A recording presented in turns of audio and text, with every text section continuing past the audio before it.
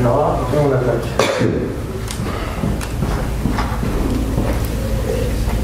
Tu fais tout ce qu'il faut, Samuel. Voilà. Pas de bruit s'il vous plaît dans les studios là. On peut pas, là. On est en air. Ouais, on s'en fout, on est en conditions réelles. On se prépare. Attends, mentalement, on est en chambre d'appel, alors tu te calmes, s'il te plaît. Ne dis rien surtout. Hein. Trois fois. Il y a 2 sportifs de haut niveau. Ah oui, mais je sais. Ouais, enfin, un très grand sportif. Mais qu'est-ce qu'on pourrait dire sur nous? Parce qu'on n'est pas forcément ni. Non, mais c'est pas. Eux, c'est sportif de haut niveau, 1 million de. Nous, qu'est-ce qu'on peut faire? Il n'y a pas un truc pour nous, un truc simple, je sais pas, sympathique? Non, on m'a dit que tu te débrouillais bien au tennis, Philippe. Ouais, mais bon. Débrouiller, Ouais, mais bon. c'est pas le bon. Le problème, c'est que. François, Au niveau de la cannelle. ils vont au ballon. On a joué ensemble. Ouais, ça, il se moque aussi.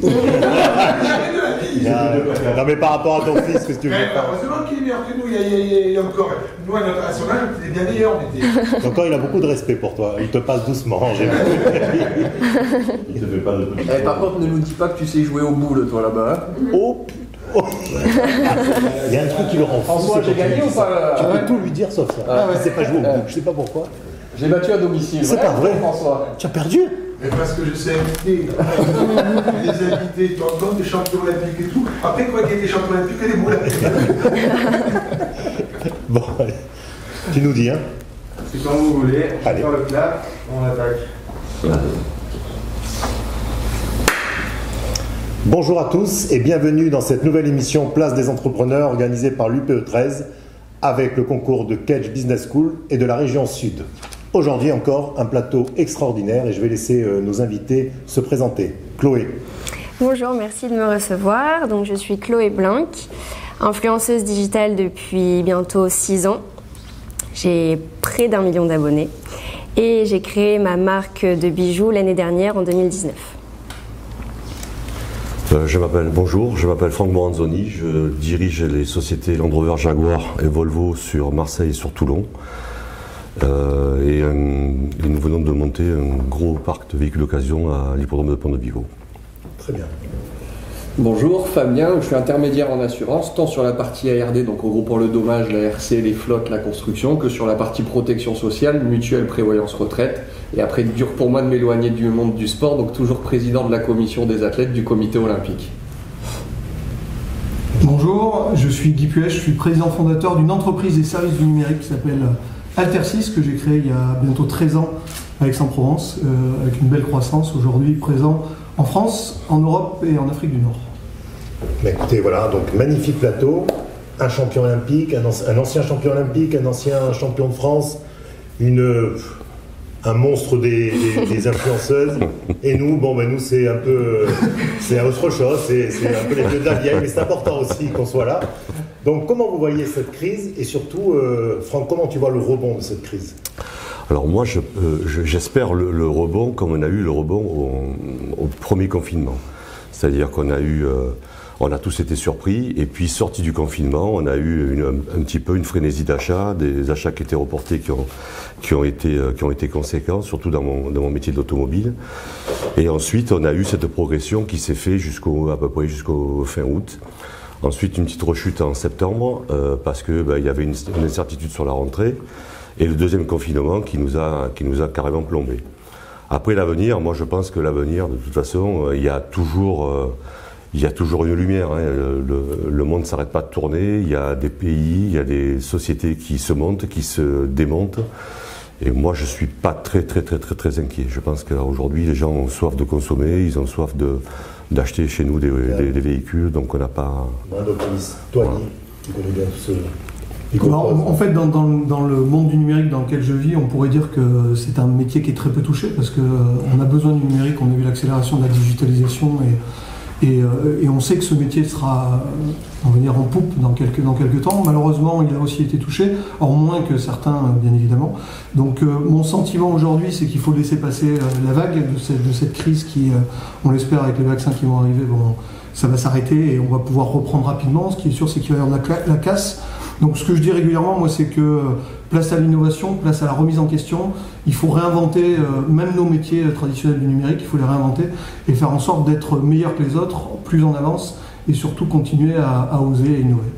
Toi, Fabien, dans l'assurance, métier qui a été un peu décrié. Oui, bien sûr, bien sûr. Comment vous voyez la suite? Est-ce qu'il y a des changements Alors, il y a déjà un changement qui va arriver donc pour le 1er janvier, parce que toutes les compagnies d'assurance aujourd'hui ne prendront pas en charge, comme on le sait, la pandémie à partir du 1er janvier. Mais cependant, l'État a engagé une étude avec les plus grosses compagnies d'assurance pour qu'il y ait un régime pandémique à partir de l'année prochaine. Aujourd'hui, sur toutes nos codes-parts d'assurance, que l'on soit particulier ou entreprise, il y a ce qui existe, la CatNat, en cas de catastrophe naturelle. C'est un fonds qui permet d'indemniser en cas de grosse catastrophe naturelle. Et donc, à partir de l'année prochaine, il y a un fonds qui va être monté justement pour ce sujet pandémique. Donc, ça, c'est le premier point à mettre en avant. Et ensuite, c'est certain que nous, on a eu, mais forcément, les assurances ont été décriées. Elles n'ont pas forcément toujours été au rendez-vous. Elles ont énormément aussi abondé, ce que tout le monde ne sait pas pour certains fonds. Maintenant, nous, aujourd'hui, on a un statut un peu particulier parce qu'on est intermédiaire d'assurance. Certains de mes confrères qui sont à l'UPE également, on a vraiment cette position où on est positionné aux côtés de nos clients en tant qu'intermédiaire pour aller négocier auprès des compagnies, que ce soit les plans de garantie et au prix le plus cohérent. Donc aujourd'hui, on a une vraie discussion sur comment accompagner ces entreprises, comment faire en sorte de faire des révisions très rapidement, notamment sur la RC, qui est indexée sur le chiffre d'affaires. Ça permet aux entreprises déjà d'avoir de la trésorerie d'avance, ou en tout cas de conserver une partie de trésorerie. Et ensuite, c'est de négocier avec les compagnies, notamment par exemple sur la partie sociale, de décaler avec des moratoires toute la partie mutuelle, prévoyance, retraite, pour que certains PSE n'aient pas lieu, ou en tout cas qu'ils soient réduits le plus possible. Un soutien maintenant. Chloé, il paraît que c'est le boom des réseaux sociaux actuellement avec cette crise. Tout le monde est sur son téléphone, tout le monde regarde les réseaux sociaux. Tu le sens, toi qui es une influenceuse réputée? Alors oui, moi depuis le premier confinement, c'est vrai que en fait, tout le monde était connecté et c'est vrai que les jeunes passaient plus de 7 heures sur leur téléphone. Mais moi j'ai vu une augmentation de mon temps d'écran nettement augmenté. Donc c'est vrai que j'étais très présente sur Instagram, sur les réseaux pendant le premier confinement. Contrairement aux marques, par contre, elles avaient gelé tout leur budget pendant le premier confinement parce qu'elles ne savaient plus trop où aller, si elles devaient investir en pub, sponsorisée ou même sur les influenceurs parce que finalement toutes les boutiques étaient fermées et les gens ne pouvaient plus acheter. Donc ça, c'était un peu délicat. Heureusement, là, elles ont débloqué leur budget et ça va beaucoup mieux pour la fin d'année puisque les gens peuvent sortir et peuvent vraiment acheter sur Internet. Et ça, on a beaucoup de chance parce que le domaine du e-commerce n'est pas du tout touché, heureusement. Mais pendant le deuxième confinement, c'est vrai qu'il y a un peu moins de monde vu que les écoliers peuvent aller à l'école, donc il y a un peu moins de monde connecté. Mais le e-commerce a vraiment, ça c'est en nette hausse, même pour Noël, ça va exploser quoi. Ça va exploser. Tu penses que c'est une nouvelle façon d'entreprendre, une nouvelle façon de créer de la richesse, ces réseaux sociaux, de la valeur pour nos entreprises? On va changer encore avec cette crise? Ouais, clairement, je vais donner un exemple. Là, je suis en train d'aider un commerçant qui est en Bretagne. Là, en l'occurrence, il n'est pas dans l'UP13, mais en Bretagne, parce que c'est un copain et qui n'a jamais touché au monde du numérique. Donc, il ne sait pas ce que c'est. Il a toujours vendu en boutique. Ça fait 25 ans qu'il fait ça. Ça se passait bien. Et là, la crise arrive. Il est fermé 3 mois. Il a un stock de 400 000 €. Il n'a pas vendu un produit. Et il doit payer les fournisseurs parce qu'il ne peut pas faire autrement. Et donc, je suis allé le voir. Je lui ai dit, il faut que tu fasses du numérique. Tu n'as pas le choix. Et aujourd'hui, là où le monde d'hier, on va dire, un certain nombre de commerçants, de professionnels se disaient « bon, je vais le faire », là maintenant il n'y a plus le choix, c'est pandémie, crise, confinement, si tu ne vends pas de manière digitale, tu ne pourras pas t'en sortir. Et donc je pense que dans le monde de demain, il y a eu en fait une accélération de la digitalisation dont on parle depuis longtemps, mais c'est surtout une prise de conscience, ce que je disais tout à l'heure, de cette innovation et du fait de penser autrement et de faire autrement. Et quand on ne peut pas acheter une voiture à 100 000 € sur un simple clic. Bien sûr. Donc ça va. Il y a quand même des métiers de service qui vont durer. Ou alors tu es très numérique toi aussi? Nous, on est obligé d'être sur le numérique. De toute façon, nous aujourd'hui, pour écouler nos stocks, ne serait-ce que de voitures d'occasion, nos véhicules de direction, on vend de partout en France. Hein. Je veux dire, il n'y a pas de limitation. On a vraiment... c'est vrai qu'il y a la possibilité, les clients demandent d'essayer, etc. Mais moi je vois sur les voitures d'occasion, on fait quasiment entre 30 et 40% de ventes sur Internet, déjà. Ensuite, on est obligé d'être sur Instagram, on est sur Facebook. Je me suis organisé, moi, depuis maintenant 3 ans, pour prendre une responsable marketing, alors qu'avant ça n'existait pas chez nous. On a mis en place des metteurs en main, on a mis en place des gens qui s'occupent du financement chez nous, parce qu'on est obligé de s'organiser. Mais à aujourd'hui, je pense que les gens, ils ont cette habitude qu'on a pris depuis ce premier confinement, puis ça existait déjà avant. Je pense qu'on aura à peu près entre 20 et 30% de nos ventes sur du neuf. Et d'ailleurs, les constructeurs, aujourd'hui ça existe chez certains confrères, où on a des ventes où les clients achètent en direct et les voitures sont livrées directement chez les concessions. Donc ça arrive à grands pas, vraiment à grands pas. Tu vois ça aussi dans les assurances, très bien. Oui, bien sûr. Ce qui est étonnant, c'est ce que l'on n'arrivait pas à faire dans le passé, c'est-à-dire qu'il fallait valider un nouveau contrat en physique. Les gens avaient besoin de ce contact physique pour valider un contrat ensemble. Aujourd'hui, on se rend compte qu'on a commencé, alors sur des plus petites structures, mais en tout cas à valider des contrats. Et ça, c'est l'effet PGE. C'est l'effet probablement. Tu pouvais signer qu'en ligne, donc les gens ont vu. Exactement. Et pour revenir sur les réseaux sociaux de Chloé, ce qu'on a vu nous exposer dans le monde du sport et ce qui a été impressionnant, et aujourd'hui il y a une cellule totalement dédiée au comité olympique pour les athlètes olympiques, c'est qu'il y a quelques années, les sponsors achetaient la médaille, le médaillé pour la visibilité que ça pouvait représenter. Petit à petit, ça s'est décalé sur la médaille plus la capacité de prendre la parole avec l'éthique, les valeurs de l'entreprise auxquelles ils pouvaient adhérer. Et ces dernières années, avant de regarder les résultats sportifs, c'est le nombre de followers et la façon dont tu communiques sur les réseaux sociaux. Parce qu'il y a des gens aussi qui ont beaucoup de followers, mais qui ont une communication qui n'est pas non plus très avantageuse pour certaines entreprises. Et aujourd'hui, tout ce monde autour du sport est en train de se structurer, et Paris 2024 en fait partie, où la notion d'héritage qui a été poussée parce qu'on veut laisser quelque chose des jeux pour l'éducation pour les plus jeunes, et ce sont principalement les réseaux sociaux qui le mettent en avant. Qui est proche du président d'AXA, il voit comment lui toute cette crise, il imagine comment la suite, comment aider les entreprises, les entrepreneurs. Donc il y a eu ce fonds où AXA donc a investi auprès des TPE et PME avec l'ensemble des autres assureurs. Avec l'ensemble des autres assureurs, mais AXA aujourd'hui en France assurant un tiers de la population, et c'est pour essayer de résumer, a aujourd'hui abondé à un tiers du fonds. Si on prend Allianz par exemple en Allemagne, ça a été un peu le même sujet, mais la réalité de demain, on a chez nous ce qu'on appelle l'AMRAE, c'est tous les ans ce qui réunit tous les assureurs, tous les grands courtiers qui décident un petit peu des risques qui vont arriver demain, notamment le risque géopolitique, le risque pandémique. Pour vous donner une idée, l'année dernière, il était classé à la 17e place en termes de risque dans le monde. Donc aujourd'hui, il y a une vraie réflexion sur quel va être l'avenir dans les assurances, et il y a un sujet aujourd'hui qui est en train d'exploser, qu'il ne faut pas négliger, c'est la cybersécurité. Aujourd'hui, on parle d'un risque pandémique, mais malheureusement, certaines activités se sont fait très toucher, notamment les restaurateurs et l'hôtellerie, mais on a pu continuer à travailler principalement tous sur nos activités.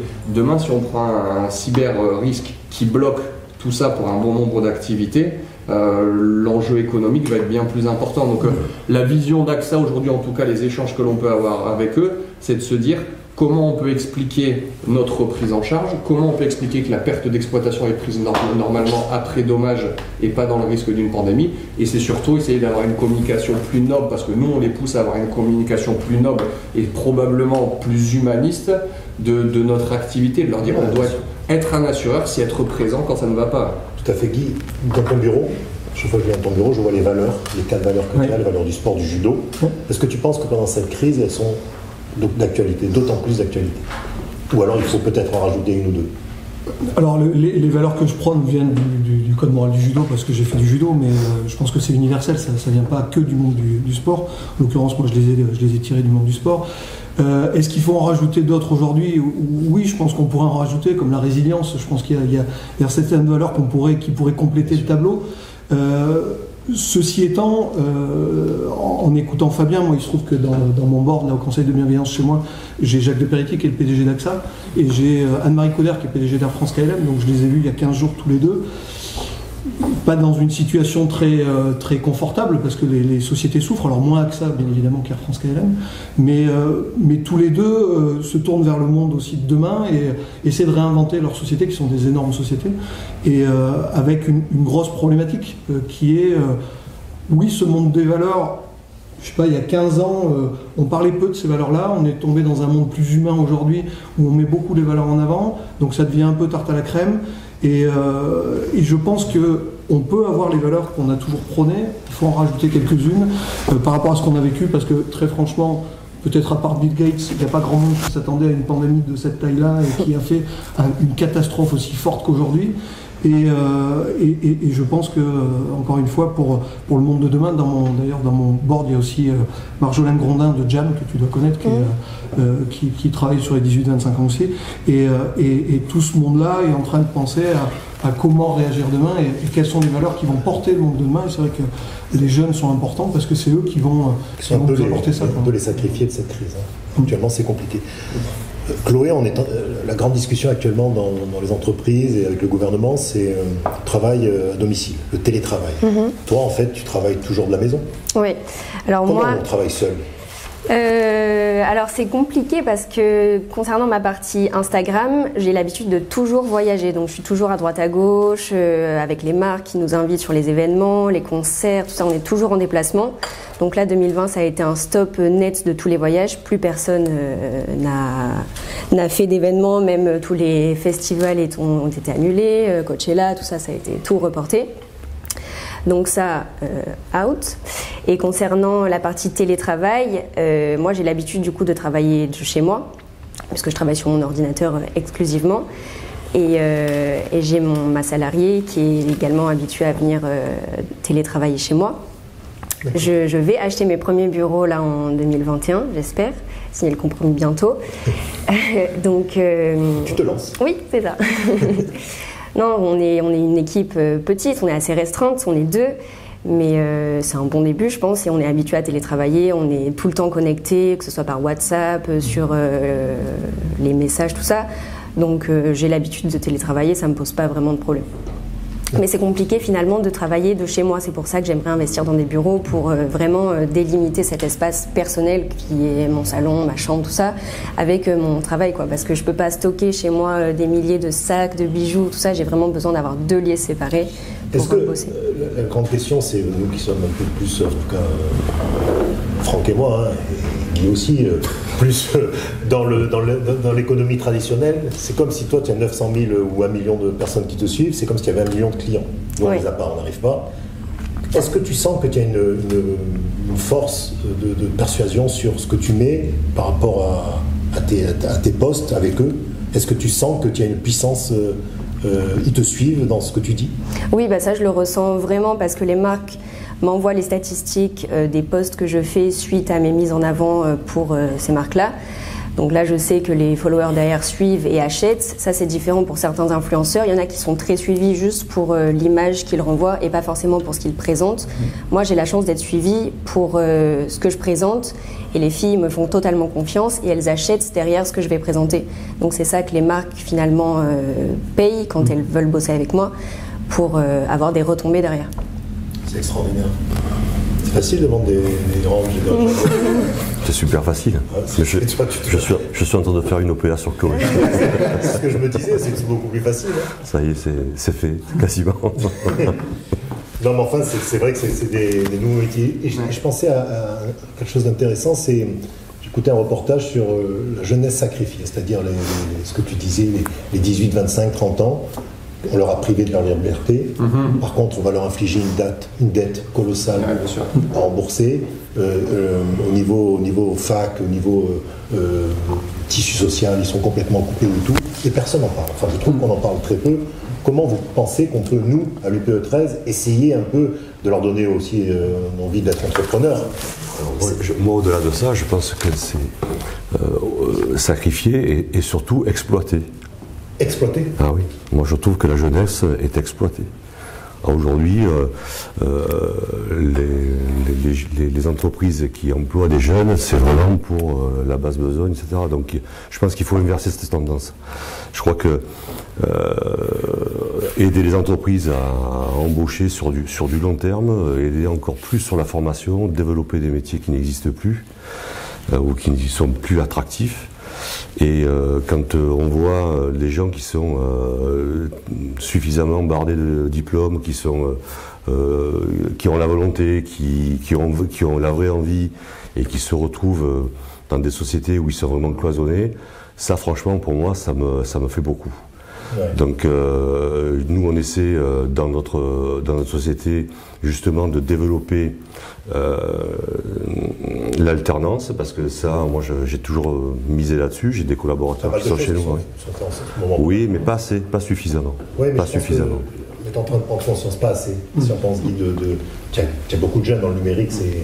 Oui, on a beaucoup de jeunes. Alors, la question sur l'UPE13, que peut faire l'UPE13 pour les jeunes de cette tranche, c'est pas rien, parce que ça fait partie des gens qu'on va embaucher demain, enfin tout le monde autour de la table. Donc ce que je disais tout à l'heure, c'est pour ça que j'utilise, façon de parler, dans mon conseil, j'ai Marjolaine Grondin de Jump, parce qu'elle fait des carnets de tendance pour les 18-25 ans, et que c'est le monde de demain. Donc c'est les gens, c'est les personnes qui vont arriver. Là où je te rejoins, c'est que dans mes amis, et dans mes enfants, j'ai des personnes de cette tranche d'âge, et c'est vrai qu'on est en train de les priver de leur liberté sur cette année, où ils ne peuvent pas faire ce que nous on a fait à leur âge, parce qu'on est confiné, parce qu'on n'a pas le droit de sortir, parce qu'on doit être à moins de 6, parce que. Si on met ça corrélé au monde du travail, comme d'habitude, je pense qu'il faut leur laisser la place et montrer. Moi, ce que je fais beaucoup chez moi, c'est je suis en train de mettre en place un comité de direction des moins de 30 ans pour challenger justement les gens qui sont plus âgés. C'est le groupe Accor qui a fait ça, non? Le groupe Accor, il a fait un conseil d'administration des moins de 30 ans pour à chaque fois faire évoluer ses hôtels.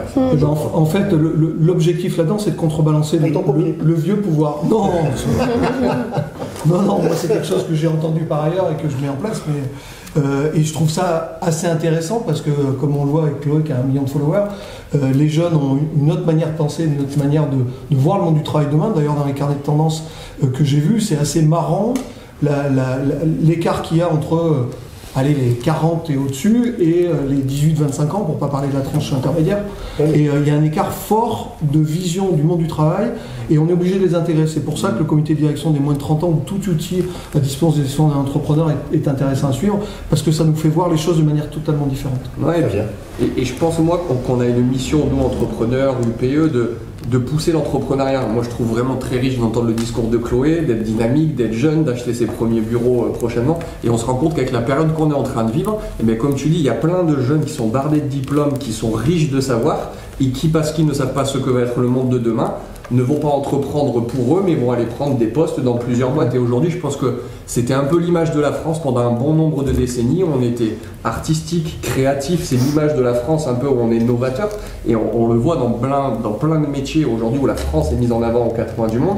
Et par contre, je trouve que ces derniers temps, et notamment sur cette jeunesse, on est en train un peu de les cantonner à leur faire peur du monde de demain. Et j'ai l'impression que ces petits jeunes, en fait, entreprennent un petit peu moins. Ouais. C'est un vrai problème et c'est aussi une bouffée d'oxygène pour nous parce qu'on se rend compte qu'il peut y avoir une autre façon de créer, une autre façon de créer de la valeur et de la richesse pour nos entreprises. Si on pense un peu aux prospectives de ce qui arrive sur notre territoire, c'est important.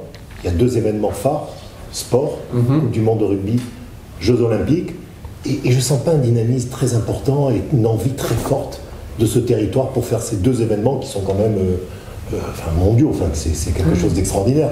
Comment faire bouger un peu tout ça? Guy, peut-être, après Fabien. Alors d'une manière générale, je pense que n'importe où dans le monde, on a besoin de leaders. Et aujourd'hui, que ce soit à Marseille ou ailleurs, si on n'a pas un leader, ça ne marche pas. On a besoin de suivre. Alors quand je dis un leader, ça peut être un homme, ça peut être une femme, mais ça peut être un groupe, ça peut être une communauté. Donc on le voit dans certaines géographies, et je vais pas faire de pub pour qui que ce soit, mais dans certaines géographies, on sent qu'il y a une homogénéité, une communauté qui fait que tout le monde tire en avant.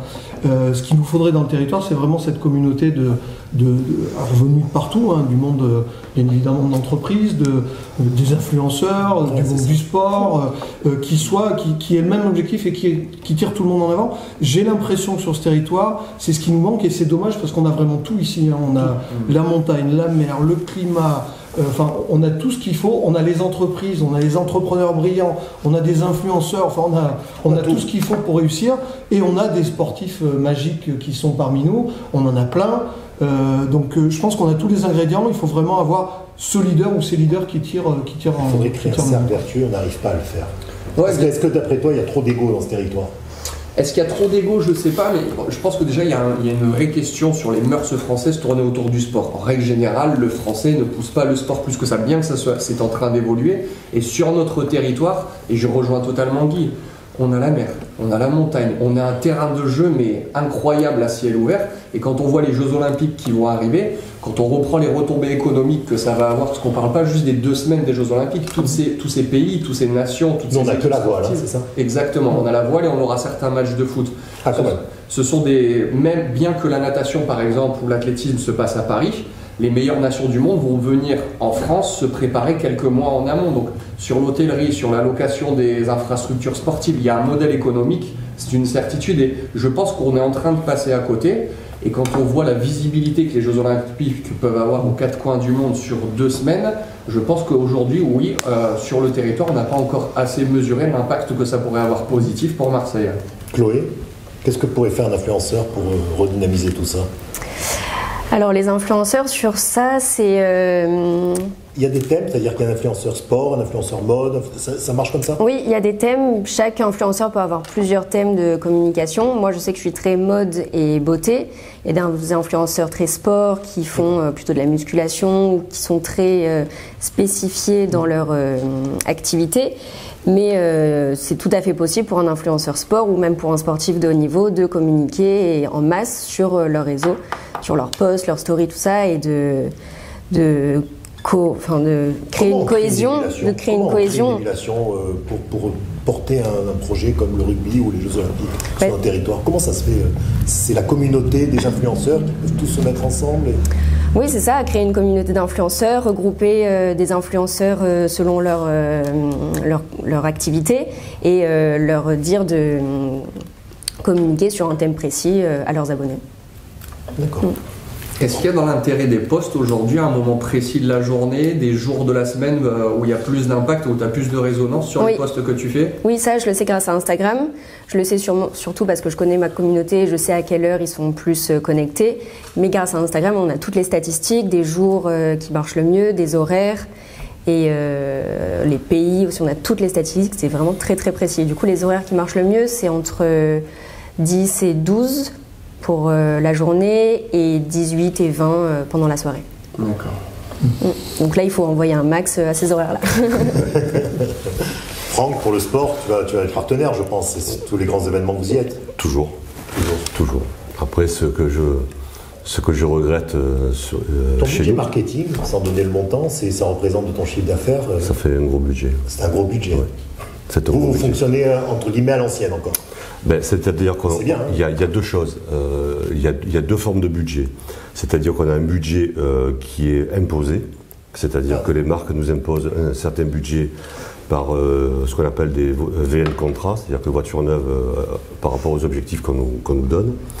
Et ensuite, il y a un budget sur lequel on fait des événements qui sont locaux. On fait surtout du local, c'est-à-dire qu'on va aller sur des événements sportifs, on va aller sur des gens qui nous sollicitent et sur lesquels on a une visibilité.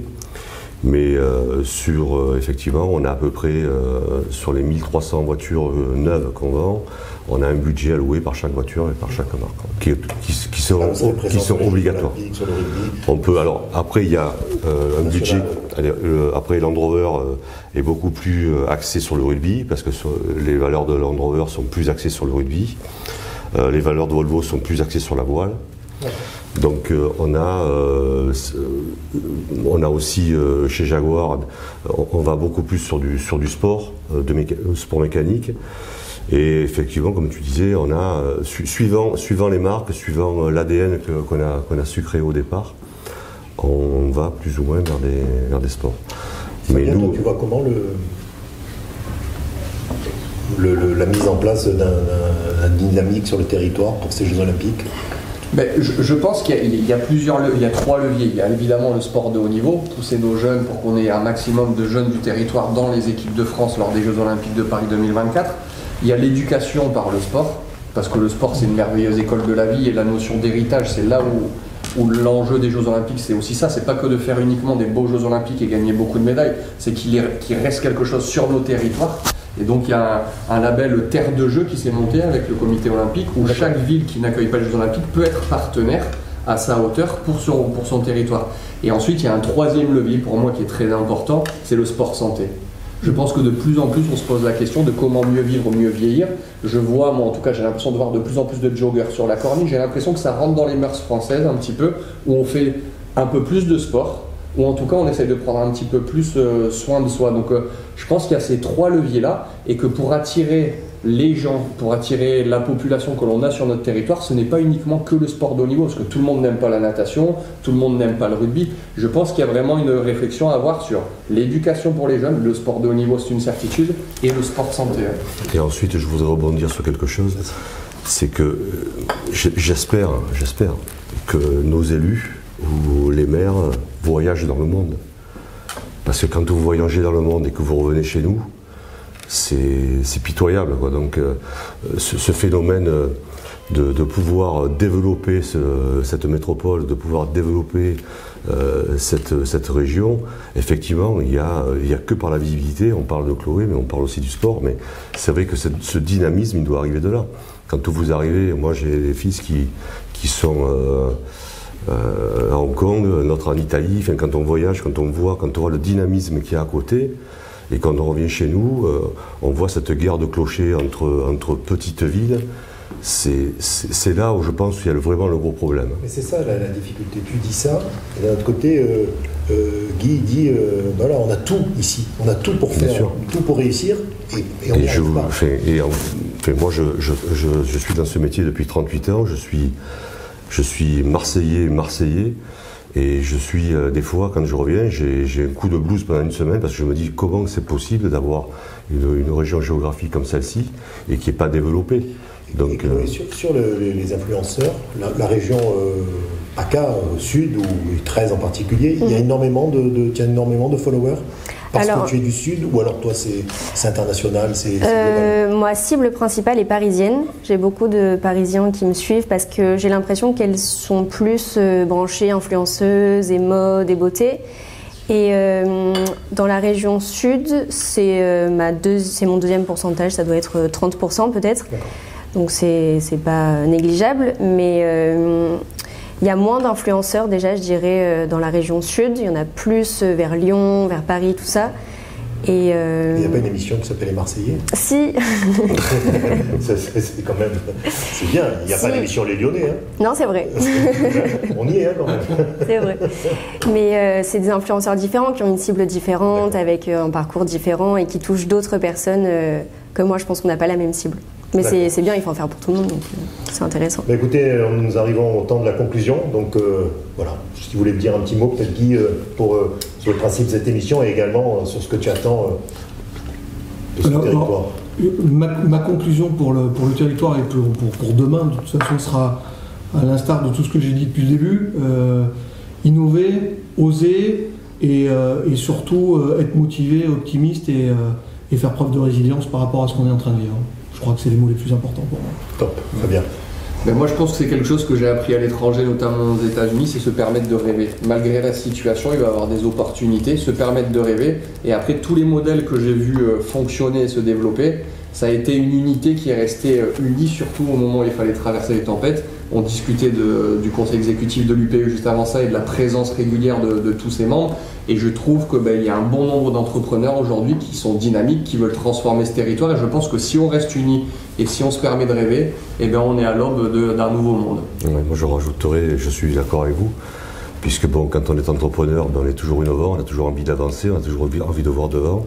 Je crois qu'aussi il faut regarder d'avoir du bon sens, d'éviter d'avoir des législations qui se mettent les unes sur les autres.